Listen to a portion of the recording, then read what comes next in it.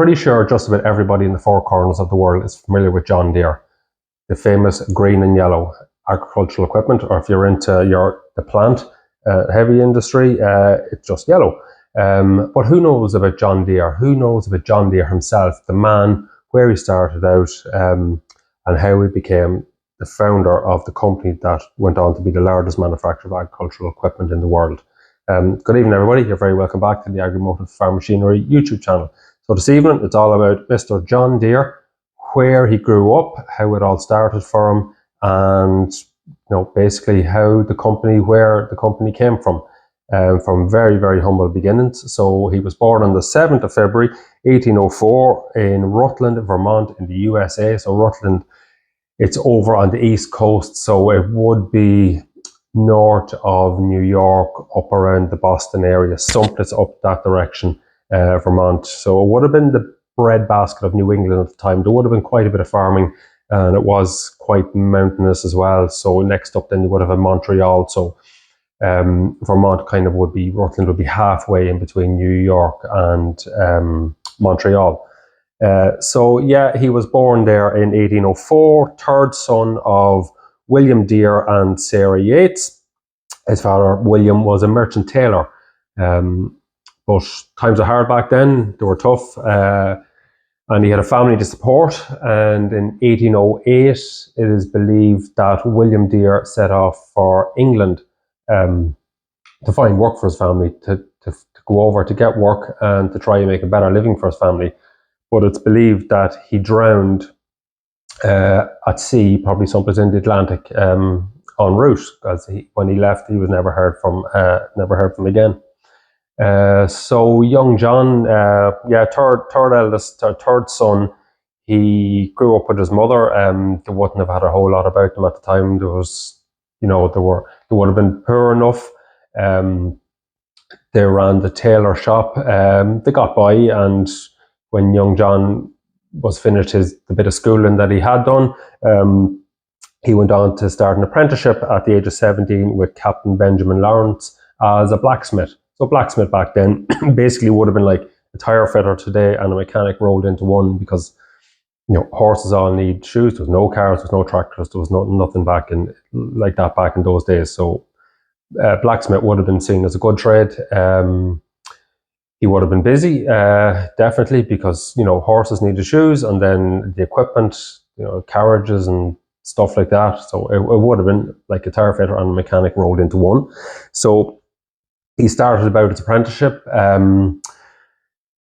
got qualified, and then in 1826 he decided he was going into business for himself.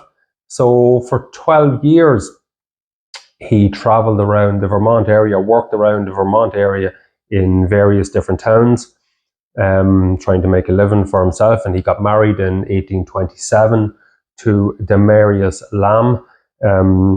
They went on to have 9 children. And incidentally, one of his children, Alice Marie, she went on to marry Merton Cody Yale. So he would have been the grandson of Linus Yale, one of the founders of the Yale Lock Company. So obviously Yale, probably the biggest lock company around the world. So she went on to marry into the Yale Lock Company. Now back then, like, Deere would have been nobody. He would have been a blacksmith. It would have been a little bit on in his career by the time his daughter got married. But yeah, married into the Yale Lock Company. 1936 then, so moving on from when he got married in 1827, moving on then in 1836. He had a family to rear. He had 5 kids at that stage. He had a family to rear, so times were tough. There wasn't as much work as he would have liked or wanted. He had to move around to look for work, so he decided to up sticks and followed Major Leonard Andrus over to Illinois to set up in a little partnership. So they settled in Illinois, which would have been in the Midwest, would have been before the Civil War, but it would have been a time of sort of like an agricultural revolution where the Midwest was starting to be settled more. There was vast tracts of land. So Illinois, anyone that knows, it's huge crop growing area. Agriculture would be massive. So he moved over there and had no problem finding work, loads of work. They settled in Grand Detour in Illinois, which would be west of Chicago, not that far from Chicago, but small area. Grand Detour would have been a small river running through it. So he set up there, no problem finding work. And they went about setting up a little business, a blacksmith business, and they were very busy. So in 1837, he sent for his wife. So his wife and his 5 kids came over from Vermont, came over to join him in Illinois, in Grand Detour. So they set up in Grand Detour. They had a little business running there.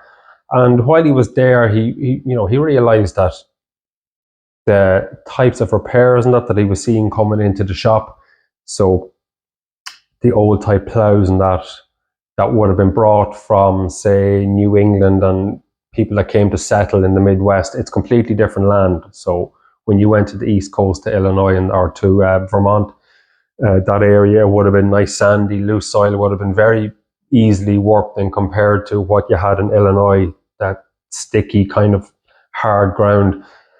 And he was seeing a lot of similar repairs coming in. So the agricultural equipment that was brought over, it wasn't up to the task. It wasn't the plows and that they were using. They weren't fit for purpose, basically. So there would have been the old lot of wooden type plows with just sort of a metal point in them that was basically just scouring through the ground and sort of digging the ground up, as opposed to ploughing it as we know today, like an inversion type plow that would take the clay and flip it over. It was just basically, it was rudimental, kind of just ripping up the ground.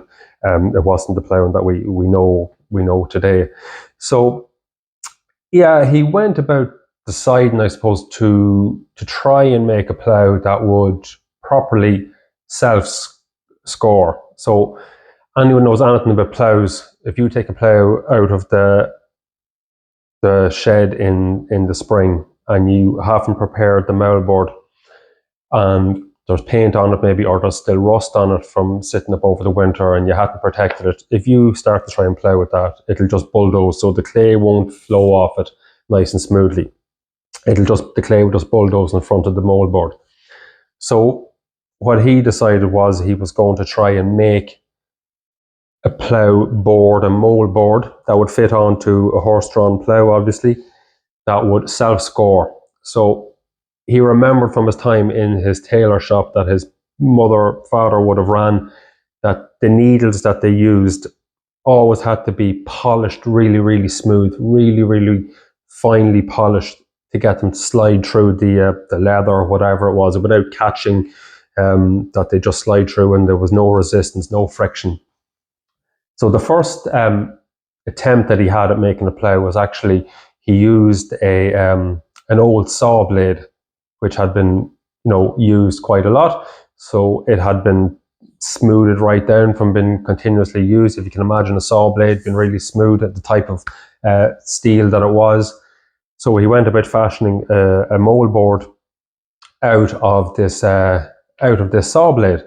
And by all accounts, the first attempt was pretty good. So he fashioned it into the proper shape, polished it down, and he had made the first self-scoring plough. So the following year, 1938, seeing the luck that they were having, that the first plough worked out well, they went on, they made 3 more, and they sold. In 1939, they made 10 ploughs. And they would have been doing other work as well, obviously other blacksmith work, but they were making ploughs. Then the word was starting to spread that these were good. So each plough he made, then he improved on a little bit, modified the design. And by 1940, they had made 40 ploughs, and by 1946, they were producing up to 1,000 ploughs a year. So a great leap from 1938 to 1946. They were well over 1,000 ploughs a year, and they were becoming very, very popular. So in 1947, then he decided that Grand Detour, to properly scale the business to where he wanted to get it to, Grand Detour wasn't the ideal location. So the river infrastructure wasn't there. So someplace along the Mississippi would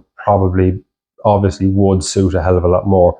So you had access to coal, you had access to cheaper transport, and you could more easily distribute your produce all through the Midwest, from north to south, all through the Midwest and beyond in the United States. You also had then the fast flowing river like the Mississippi, or the strong flowing river. You had water power as well, so you were able to generate energy through the water. So that was obviously a huge thing back then. And then it was obviously a huge transport hub.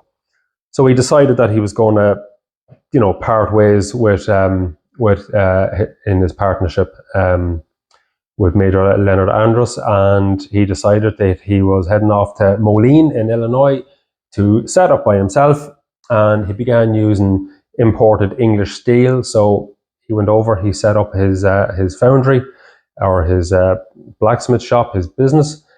He was using imported steel from England, and while this was a huge success, obviously that came at a cost. So it had to be shipped in, it had to be transported then, so there was a cost to that. Now, English steel was probably, Sheffield steel was probably the best steel in the world at the time. But Andrew Carnegie, I suppose, in the USA was making great strides in Pittsburgh with steel. Pittsburgh was the center of steel in the whole of the United States. So the Pittsburgh Steelers, that's where the name comes from the steelworks back there. And Andrew Carnegie went on to be one of the wealthiest men in the world at the time. Certainly, he was the wealthiest man in America. So he'd done a deal. John Deere done a deal with Andrew Carnegie and the Pittsburgh Steel to supply him with good quality steel that he needed to make his plows. And within 10 years, by 1957, output had risen to 10,000 units. So it was really ramped up now. This was flying. This was the business. He was full-time making plows now. Mississippi River played a great part in this, in the logistics and the operation and the transportation of plows all throughout the Midwest and beyond. So in 1948, then he brought, just go back a little bit, obviously, in 1948, he brought his son Charles into the business. Now, Charles went on to take over operations of the business at this stage. Now, John stayed on as a president for all his life. Charles was the vice president, but he was running the company. And he also brought his son-in-law, Stephen Velli, into the business as well. And in 1968, the firm was incorporated as Deere Company. And as it stands today, it's Deere Company. And as I said, John Deere, he remained president for the rest of his life. The plow itself, it's, I suppose, it's legendary now. And it went on, it was christened the plow that broke the plains. And there has been movies and documentaries made about it. And there's a monument in Vermont celebrating the young apprentice blacksmith and his achievements. Yeah, so just a word on his private life. So yeah, his son took over the business, the running of the business, in 1948. John kind of focused more on his public life and his political life. Now, as I said, he was married. Just getting on to his private life, he was married, as I said, to Demarius in 1827. They went on to have 9 children together. They were married for 38 years, and she died in 1865 when she was 60 years old. Now, incidentally, 2 years later, he actually went on to marry her younger sister, Lucenia Lamb, and they were married for 19 years. Don't believe they had children together. He was 63 years old when they got married, and they were married up until his death. So from there, he went on to concentrate his attention more to public life and to politics.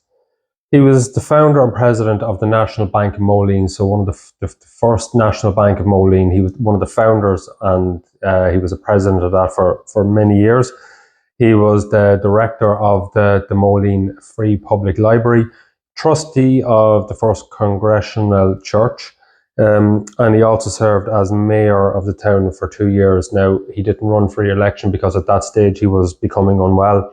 He was also an advocate for abolition of slavery at the time, so he fought hard against that as well.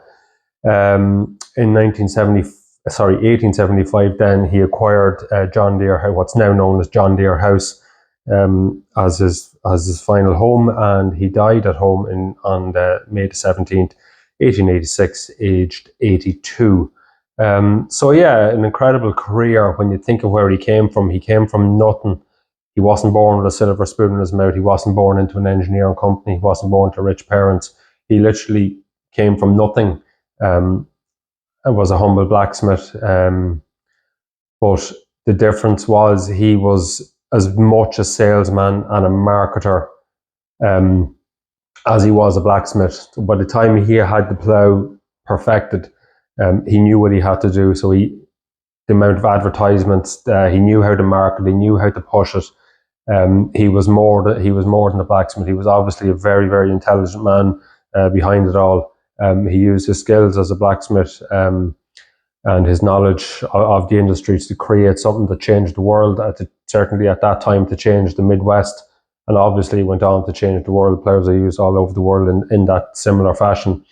It hasn't really changed that much, obviously become more technical and bigger, but what they do it's inversion tillage, just takes the ground, flips it over and leaves it to dry out. But he, from doing that, designing it, building it, marketing it, selling it, and then to go on to have the political career that he had, it says a lot about him. And he's probably when you look at John Deere now, the largest company in the world, agricultural manufacturer of agricultural equipment in the world, and to see his name still on the side of it, the side of the machines, whereas most companies have been bought up in one way or other, like from Ford, and I know you still see Ferguson, but you don't see Harry Ferguson, you see Massey Ferguson, and you don't see Ford, you see New Holland. He's one of those companies that endured and they survived. And it's incredible to see that the name is still as it was back when the company was founded. So that is about it for tonight. There's one last thing. I just a sample from his one of his biographies that somebody had wrote. It was just about the type of character, his character. So he was described. John Deere was described as being strongly built, large, and was blessed with unlimited ability to endure.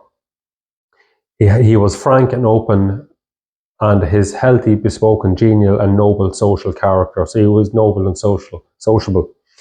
He had feelings that were visible from the surface and was sensitive to the pathos both of joy and sorrow. So from all accounts, anything that I've read about him, it was always in a very positive light. He was a good character and served that whole area very well. And it's great to see that his legacy lives on today in the company that it is. So yeah, that's it for tonight. If anybody wants to drop anything in, if you're from Moline, if you're from Illinois, if you're from Vermont, if you're from anywhere in the United States, if you've been to the John Deere, any of the John Deere experiences, if you've gone to Chicago and went down to Moline or any of these places and had a look around, done any of the John Deere tours, let me know what you think. I haven't done it yet, but it's certainly something that I do want to do in the future. So if you've done that, let me know. If you've anything else to say, anything at all, please drop a comment, give me a like, give us a subscribe. It helps the channel along. This is the first part in the story of John Deere. So this is where it started. There will be more parts. So in a couple of months, I will take it up from here. I'll do a second section, third and fourth section. So John Deere down through the ages. I'll have a couple of parts, as I will be having for other manufacturers as well.